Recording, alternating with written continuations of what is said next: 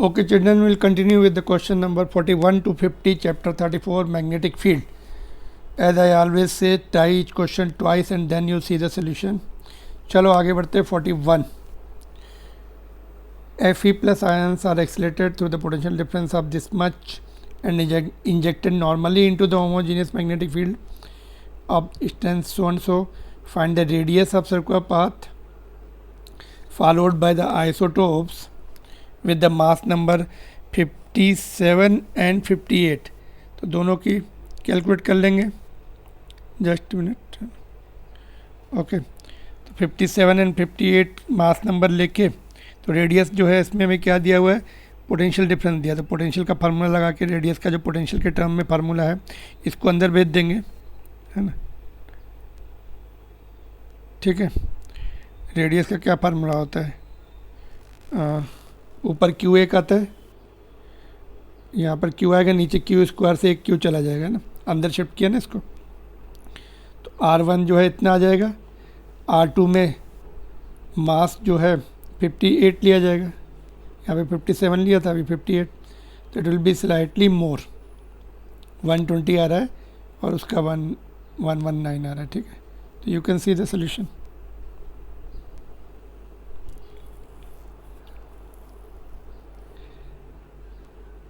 Alright, ये question देखेंगे. Very lengthy calculations involve in this.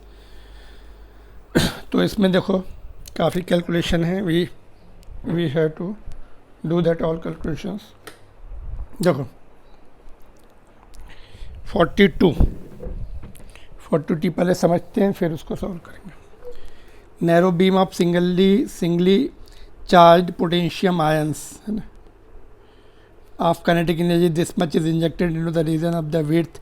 ये विड्थ दी है 1 centimetre having the magnetic field half tesla as shown in the figure. The ions are collected at the screen, ये screen है इधर, 95.5 centimetre away from the field region. If the beam contains isotopes of atomic weights 39 and 41, find the separation between the points where these isotopes strike the screen. Take the mass of the potentium this much, where is the mass number. Suppose एक यहाँ पे आके add करेगा, एक ऊपर या नीचे add करेगा, डिपेंडिंग अपॉन द सिचुएशन, उसकी वेलोसिटी एंड मास पे डिपेंड करेगा. तो ये डिफरेंस चाहिए हमें. ठीक है, तो पहले एक पार्टिकल का निकाल लेंगे कितना सेंटर से कितनी डिस्टेंस है L1, फिर दूसरे पार्टिकल का निकाल लेंगे L2, दोनों का डिफरेंस निकाल लेंगे. तो इसमें सबसे पहले हमें वेलोसिटी निकालनी पड़ेगी. यहाँ से जो है एनर्जी दी है half mv square is equal to energy, तो उससे वेलोसिटी पहले पार्टिकल की निकाल ली हमने, इतनी आई. ऐसा यूनिट में कन्वर्ट करना पड़ेगा इसको.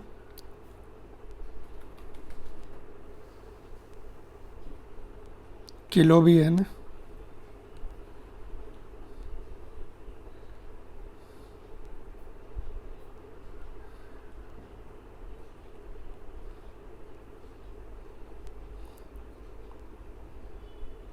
हाँ डायरेक्ट हमने माइनस करके लिखा हुआ है. ठीक है, तो V1 आ गया. एक्सेलेरेशन निकाला, इसके ऊपर एक्सेलेरेशन फोर्स लगेगा 90 डिग्री पर, तो ये एक्सेलेरेशन आ गया इतना 10⁻13 के ऑर्डर का. टाइम टू क्रॉस, इतना टाइम क्रॉस करने में कितना टाइम लगेगा उसको, डिस्टेंस अपॉन स्पीड से ये इतना टाइम लगेगा. वर्टिकल कंपोनेंट वेलोसिटी का निकालेंगे. यहाँ पे ऐसे फोर्स लगेगा, यहाँ पर थोड़ा सा एंगल पे आ जाएगा, पर डिस्टेंस बहुत कम है, तो ये कॉस फैक्टर उसका cos theta will be very close to 1. तो इसलिए यहाँ पे भी हमने ऐसे ले लिया, ये पूरा कंपोनेंट ले लिया इसका, एक्सेलेरेशन का फुल कंपोनेंट यूटिलाइज किया, बिकॉज कॉस 1 सेंटीमीटर में it will remain almost vertical. ठीक है, तो वर्टिकल कंपोनेंट ऑफ वेलोसिटी निकाल लिया. A1 v is equal to u plus at से A1 into t acceleration into time to cross the field, इतना आ गया वर्टिकल कंपोनेंट. ठीक है, तो ये वर्टिकल कंपोनेंट है वेलोसिटी का. तो अब बाहर तो फील्ड है नहीं, तो यही वर्टिकल कंपोनेंट यहाँ तक भी रहेगा जहाँ पे वो हिट कर रहा आके. सपोज पहला ये लिया, तो वर्टिकल कंपोनेंट रहेगा, बट ये टाइम मिल जाए हमें, वही वर्टिकल कंपोनेंट के लिए लगेगा. तो ये T2 will be this distance upon speed. तो ये T2 निकाल लिया हमने. उससे पहले y1 निकाल लिया, ये डिस्टेंस, ये वाला, ये छोटा सा जो डिस्टेंस दिख रहा है y1 निकाल लिया, हाफ a1 t1 स्क्वायर से 1.583 सेंटीमीटर आ गया। नाउ बाकी का एक्स्ट्रा डिस्टेंस ऊपर का निकालना पड़ेगा, तो टाइम t2 निकाला ये वाला बाहर का, स्पीड से डिवाइड करके डिस्टेंस को। इस तरफ तो कोई एक्सेलेरेशन है ही नहीं, फोर्स तो ऊपर था और यहीं तक ही था बस। तो ये component horizontal component of velocity will not change. तो फिर हमने एक्स्ट्रा अभी ये वाली डिस्टेंस निकाल ली, तो वर्टिकल कंपोनेंट अभी चेंज होगा नहीं इनटू टाइम। ये वर्टिकल कंपोनेंट जो यहाँ पे मिला था वो थ्रू आउट सेम रहने वाला है t2 के लिए। तो ये निकाल लिया, तो टोटल डिस्टेंस जो L1, ये y1 प्लस y2, ये एक्स्ट्रा डिस्टेंस था बाहर, फील्ड से बाहर निकलने वाला, और ये ऊपर फील्ड तक का डिस्टेंस y1 था और बाहर का y2। तो ये टोटल डिस्टेंस स्क्रीन के सेंटर से इतनी ऊपर जाके हिट करेगा चार्ज पार्टिकल। सेकेंड पार्टिकल के लिए वेलोसिटी निकाली सेम मेथड से, एक्सेलरेशन निकाला सेम मेथड से, टाइम निकाला, t2 भी निकाला बाहर का टाइम, वर्टिकल कंपोनेंट निकाला a2 t1, ये इसको मल्टीप्लाई कर लेंगे, और वर्टिकल वेलोसिटी, हाँ ठीक है, ये कंपोनेंट जो है मल्टीप्लाई होके यही आएगा। तो y2 निकाल लिया, ऐसा ही सिमिलर डिस्टेंस ये वाला है, इसके लिए अलग अलग है। ये y1 पहले निकालना पड़ेगा, चलो ठीक है, पहले y2 निकाला ना, बाहर का निकाल लिया, अंदर का y1 बाद में निकाला, एक्सेलरेशन a2 के साथ, टाइम डिफरेंट टाइम के साथ। तो ये आ गया, दोनों ऐड कर देंगे तो L2 आ जाएगा 4.5103।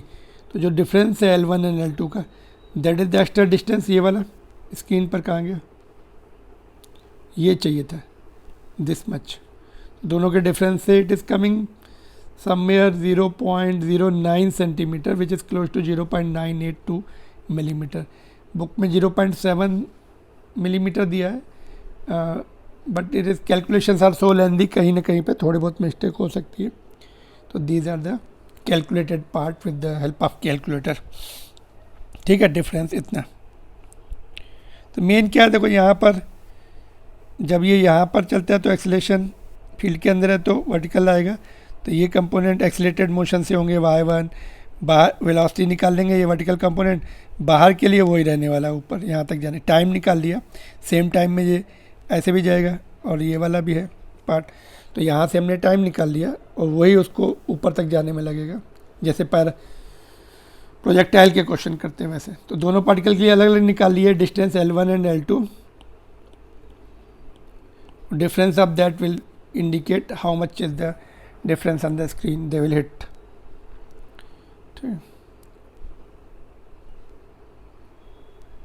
ये क्वेश्चन देखते हैं लेंस का। Show the convex lens of focal length 12, uniform magnetic field is this much, particle having the charge this much and mass this much is projected perpendicular to the plane of the diagram, है ना, with the speed this much, particle moves along the circle with the centre, ऐसे घूम रहा है, थोड़ा बड़ा circle बना सकते हैं ऐसे। एट डिस्टेंस 18, ये 18 है from the lens. Show that the image of the particle goes along the circle. Okay, suppose जैसे यहाँ पे है पार्टिकल, इस समय यहाँ पे ये डिस्टेंस है उसकी, तो इधर कहीं इमेज आएगी ऐसे, फिर जब नीचे आएगा तो इधर कहीं इमेज आएगी, तो इसका सर्कल बड़ा या छोटा बन सकता है। फोकल लेंथ वाले फार्मूले से v निकाल लेंगे, उससे मैग्नीफिकेशन निकाल लेंगे, है ना। तो इसका जो एक साइड की डिस्टेंस वो h का काम करेगी और वो उसकी image h dash will be the radius of the image काम करेगी। ठीक है, पहले r निकाल लिया रेडियस, तो इतना है रेडियस, 4 सेंटीमीटर का रेडियस है, तो h विल बी 4। ये वाली सपोज यहाँ पे है तो हाइट उसकी 4 रहेगी। करेस्पॉन्डिंग इमेज की हाइट निकाल लेंगे h डैश। ठीक है, तो पहले v निकालना पड़ेगा हमें लेंस फार्मूले से, v 36 आ रहा है, इमेज का फार्मूला लगाएंगे h dash by h equal to v by u, तो यहाँ से h डैश 8 आ जाएगी। तो 8 सेंटीमीटर के रेडियस में ये ऐसे घूमेगा, तो ये 8 सेंटीमीटर के रेडियस में घूमेगा, मैग्नीफिकेशन हो जाएगा इमेज का। ठीक है, तो ये जब टॉपिक तुम्हारा अगर नहीं हुआ है तो थोड़ा प्रॉब्लम जाएगा बाद में, बस ओनली सोचना है, जैसे ये ऐसे घूम रहा है ना, ये सोचना है यहाँ पे जब है तो h होता है, हाइट ऑफ द ऑब्जेक्ट बोल सकते हो उसको, radius will act as height of, फिर उसकी इमेज यहाँ कहीं पे, यहाँ पर कहीं एच डैश आएगी, तो ये बड़े सर्कल में घूमेगा। देखो, electrons emitted with the negligible speed from the electron gun are accelerated through the potential difference v, यहाँ से v से एक्सलेट किया उसको। These electrons emerge from the narrow hole into the uniform magnetic field B, directed along this axis. However, some of the electrons emerging from the hole slightly divergent, theta is very close to 0. Angle shown show that these paraxial electrons are focused at distance x. यहाँ पर ये क्यों focus होंगे बताओ? जो angle है छोटा सा आर्बिट्री एंगल, वो हेलिकल पाथ देगा, ऐसे ऐसे घूमेंगे, ठीक है। तो हेलिक्स वाला फार्मूला लगेगा ना, थर्ड केस जो होता है चार्ज पार्टिकल का, that is the formula used. Pitch निकालना है इन अदर वर्ड्स, ठीक है। तो पहले हमने वी निकाल लिया इससे, ठीक है। पिच क्या होती है? वी कॉस थीटा, ये कॉस वाला कंपोनेंट उसको आगे लेके जाता है, cos component into time, time वही रहता है जो 90 डिग्री वाला केस रहता है, उसका ही टाइम रहता है। V cos theta into 2 pi m by, इसको कैलकुलेशन है, if you see my video lecture you will get all this theory part. V cos theta into 2 pi m by q B, theta is very small तो इसको 1 ले लिया and ये values put कर दी इसमें, under root के अंदर ले लिया। तो in fact this is the pitch निकालनी है इनडायरेक्टली, और क्यू की value e, q is equal to e, electron के लिए क्यू ई पुट कर देंगे। Good question.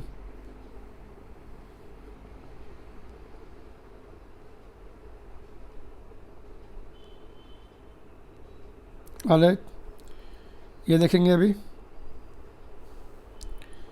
इसमें क्या किया, 2 particles each having the mass m are placed at the separation d, यहाँ पर they have the opposite charges of equal magnitude at time t is equal to 0, particles are projected towards each other with the speed v. Suppose the Coulomb force between the charge is switched off, find the maximum value vm of the projected speed so that the 2 particles do not collide, है ना। तो ये ऐसे turn करेगा, देखो यहाँ से, और ये इधर से ऐसे चला जाएगा, ये ऐसे। तो इनका जो रेडियस होगा half of the d by 2 होना चाहिए, है ना। टोटल d का आधा आधा होना चाहिए, तभी कोलाइड नहीं करेंगे। तो radius should be equal to d by 2 which is equal to m v max v m upon q B. तो वी एम आ जाएगा ये, है ना। आधा रेडियस ये बनाना चाहिए, आधा रेडियस ये बनाना चाहिए, तभी टच नहीं करेंगे। तो d बाई 2 का आधा एक टर्न हो जाएंगे। फिर बी पार्ट देखते हैं। What should be the minimum and maximum separation between the particles if velocity is reduced to half?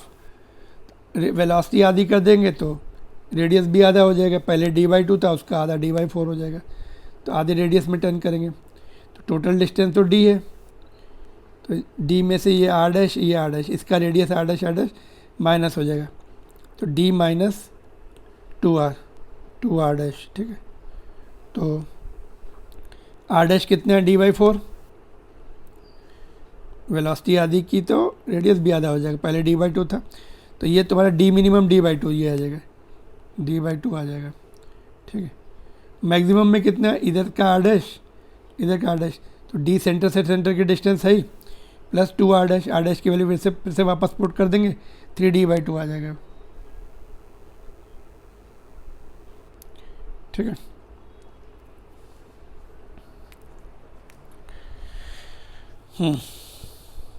Diagram बना के इसको कर सकते हो, थोड़ा बड़ा डायग्राम बना सकते हैं। सी पार्ट देखते हैं। At one extent will the collision occur between the particles if velocity is double, ठीक है। तो डबल वेलोसिटी कर दी, तो ये ऐसे आएगा, यहाँ से ये ऐसे आएगा, यहाँ पे कोलाइड हो जाएंगे। कितना एंगल, सिमेट्रिकली, ये इस तरह से सिचुएशन आएगी, सिमेट्रिक सिचुएशन आएगी, ठीक है। तो उनके अभी क्या है, जब वेलोसिटी डबल कर दी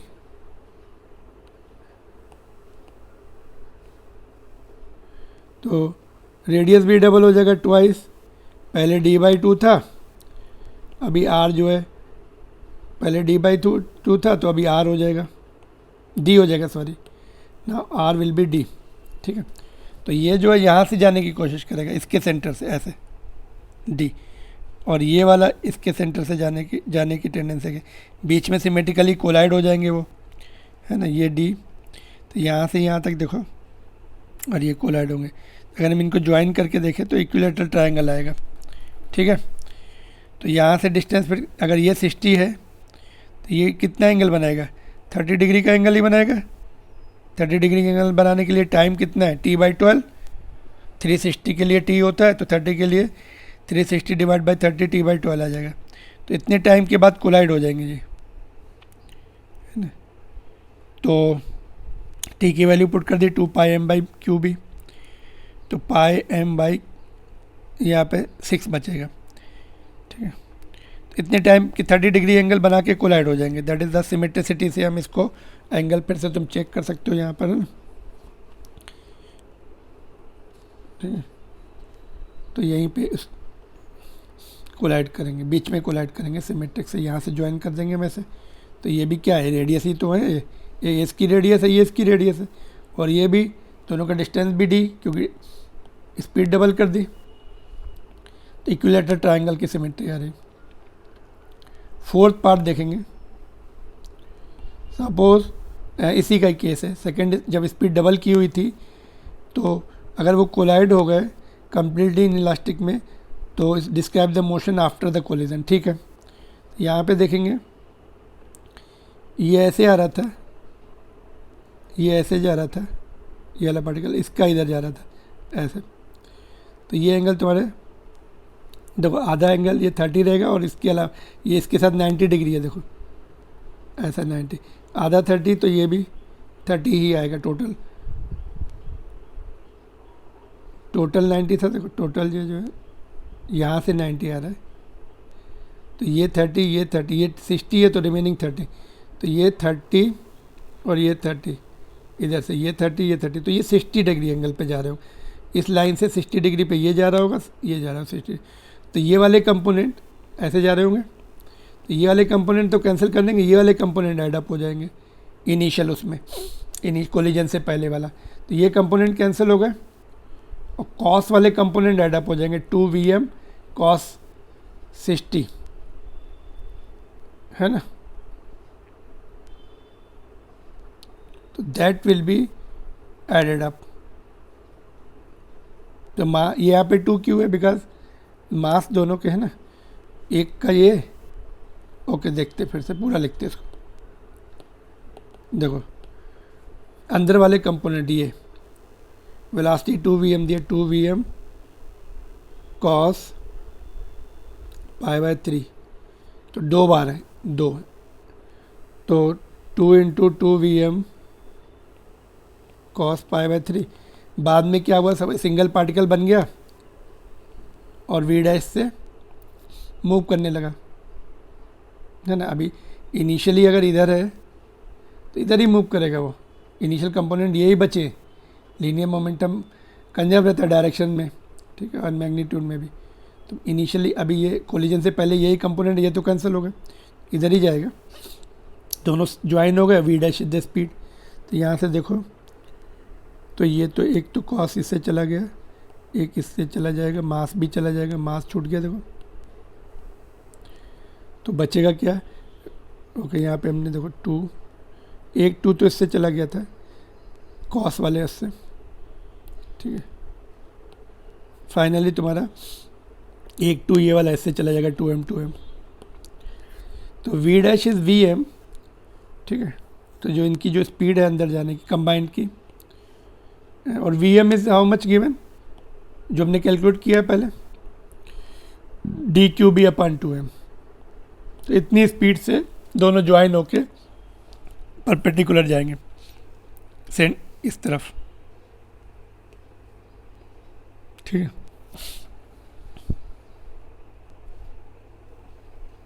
ओके, तो हमने डी पार्ट में क्या किया, दोनों के जो वेलोसिटी हैं, एक की वेलोसिटी इधर कोलिजन से पहले इस लाइन के साथ 60 डिग्री, ये भी इस लाइन के 60, तो ये वाले कंपोनेंट कैंसिल हो गए, ये वाले कंपोनेंट कोलिजन से पहले के ये कंपोनेंट ऐड कर लिए दोनों, है ना। Initial momentum before collision, final momentum before collision, final velocity निकालनी है वी डैश, दोनों मास दोनों को ऐड कर लिए, दोनों ज्वाइन हो गए, ठीक है। 2m कैंसिल हो गया, ये 2 cos 60 से कैंसिल हो जाएगा, तो Vm will be equal to v dash, ठीक है। तो वी डैश आ जाएगा, ये डायरेक्शन इस तरफ होगी।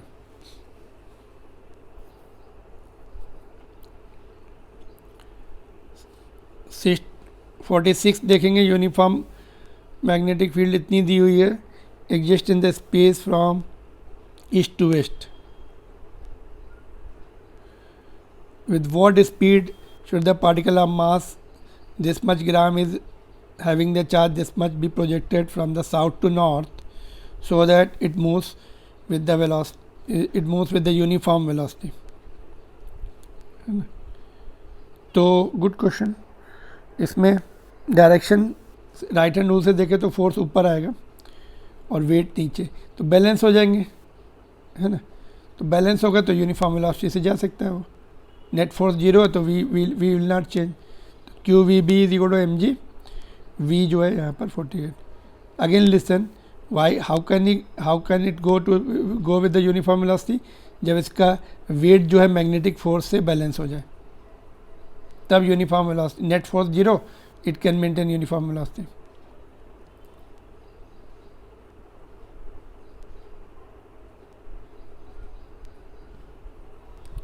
Question number next, particle moves in the circle of diameter this much under the action of magnetic field this much, electric field is given, makes the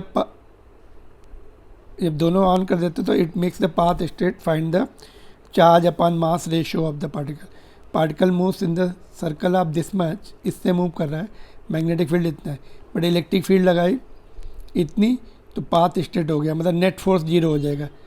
तो condition of charge particle to move undeviated, ये वाला एक formula होता है, हमने velocity selector भी बोलते हैं उसको, एनसीईआरटी बुक के उसमें डेरिवेशन किया, you can see the lectures for that, ठीक है। तो ये यूज़ किया, इससे हमें वेलोसिटी मिल गई, इतनी वेलोसिटी।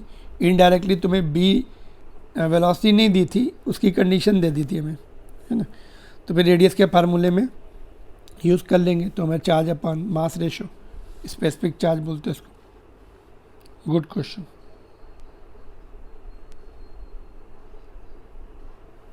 ठीक है, नेक्स्ट क्वेश्चन देखेंगे, proton goes undeflected in the cross electric and magnetic field, है ना, with this speed the velocity is perpendicular to both of the fields. फिर से वही अनडिविएशन वाली कंडीशन से हमने electric field and magnetic field का रिलेशन निकाल लिया। सेकेंड केस में क्या दिया, when the electric field is switched off, proton moves in the circle of this so and so radius, है ना। तो मास वगैरह दिया है, रेडियस दिया है, तो इससे हमें बी मिल जाएगा, गेटिंग बी दिस मच, और इससे वैल्यू पुट कर देंगे 1 में, तो इलेक्ट्रिक फील्ड भी मिल जाएगी। मतलब रेडियस से बी निकालो और बाद में अनडिविएटेड वाली कंडीशन से ई निकाल लो।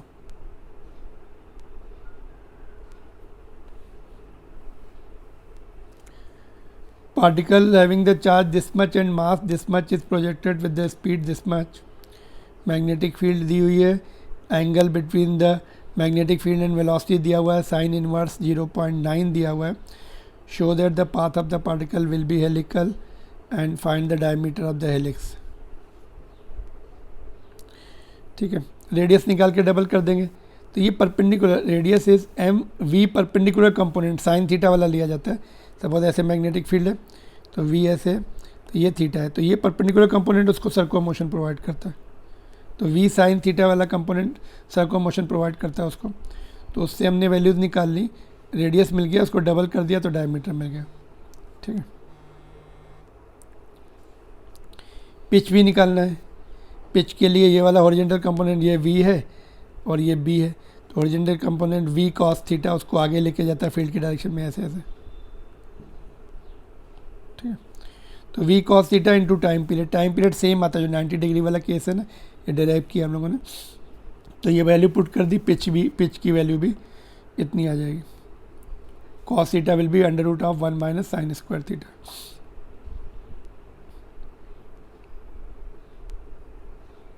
ठीक है. Next question. ओके, ये want to see again. Radius निकाल ली. थर्ड केस है हेलिकल फार्मूला, हेलिक्स वाला. Theta other than 0, any arbitrary angle more than 0 less than 90. Third case. Proton projected in the magnetic field this much travels along the helical path of this much radius and pitch इतना है. Find the component of velocities of proton along and perpendicular. तो radius में perpendicular component आता है और इसमें pitch में तुम्हारा पैरेलल कंपोनेंट आता है, पैरेलल टू द फील्ड वाला कंपोनेंट आता है. तो दोनों के फार्मूले में वैल्यू पुट करके निकाल लेंगे. ठीक है.